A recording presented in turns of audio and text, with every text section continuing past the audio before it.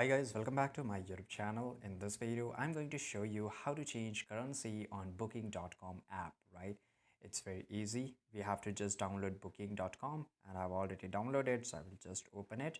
And once I open booking.com, here on the bottom right side corner, you will see your profile icon. Just click over there.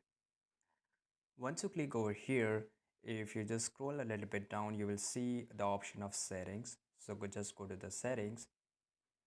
And guys, here you will find the second option, which is basically the currency. So if I just click on currency, here you will find a lot of currency that it is called property currency and everything. And here it will show you all the currencies of different country, right? So for example, I just want to turn it over USD. So right now my currency is Indian rupees, right?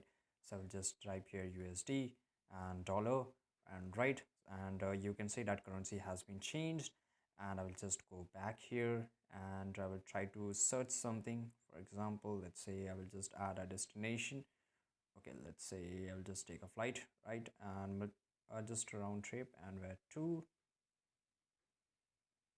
Okay, now I'll click on search, right? Once I click on search, you will get this option. Yeah, the currency will be completely changed, whatever currency you have selected, right?